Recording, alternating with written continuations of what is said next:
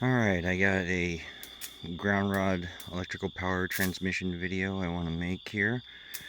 I got my Variac right here, and it's just, plugged into regular 120. And what it's going to be powering is this microwave oven transformer right here. And what I have the secondary winding hooked up to is I have it hooked up to this ground rod right here.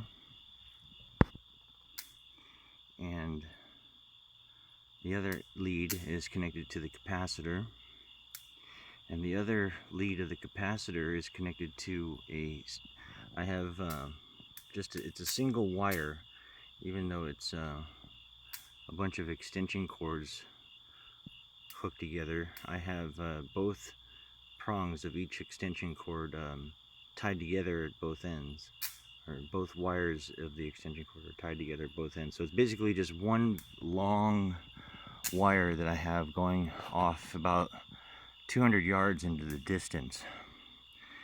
And what I'm going to show is that you can use ground rods to transfer the power from the transformer through the ground to another ground rod,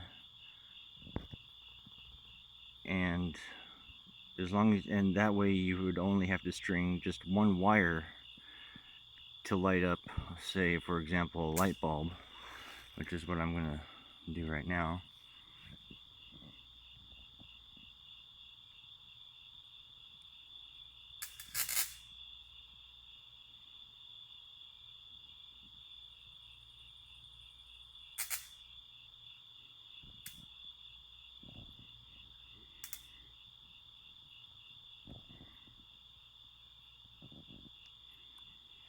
So I'm only putting about 30 volts.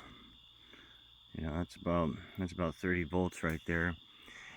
So the 30 volts into the primary winding is putting enough voltage out of the secondary winding to go through the ground, from this ground rod to another ground rod I have out there by that light bulb that I have lit up. And I have one wire going from the capacitor all the way to one end of the light bulb out there, and the other end is connected to a ground rod. So it's not that complex. You don't need that much power actually in this high voltage transformer. It's out of a basic microwave oven. See if I can get a little shot of the info here. It's just a 120 volt, and this is a 1900 volt capacitor, I believe, 1900 volts. So it's only probably putting about maybe 200 or 300 volts through the ground rods. And so just to show that it is the ground transferring the power, I'm going to go out there and I'm going to show that the ground rod is in fact receiving power after I show you the Variac here.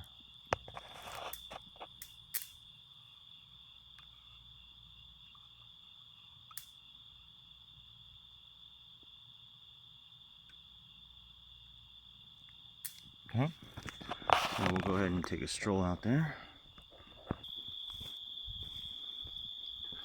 Alright, so I'm just about to my stand-up light over here. The house is way back there, so it's got to be at least 200 yards that I have these ground rods separated. And here's the end of the cable that I have strung over here. So the end of the wire that I have coming from the capacitor is connected to one end of the bulb, and the other end is connected via this ground rod, receiving power from the transformer via the ground. And I'll go ahead and show that it is essential by go ahead and disconnecting it.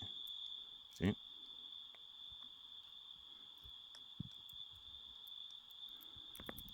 And there's not much of a high voltage arc either. It's a really small amount of voltage required to light up the bulb. See, that's all the power that it gets. It gets very little power without the ground rod, receiving power through the ground from the other ground rod. So it is essential, but surprisingly it doesn't need that much power. Only 25 volts AC with a microwave oven transformer. And I probably don't need the capacitor either, but you know, just to give it efficiency, power efficiency, I'm using the capacitor. So all right, well, there you have it.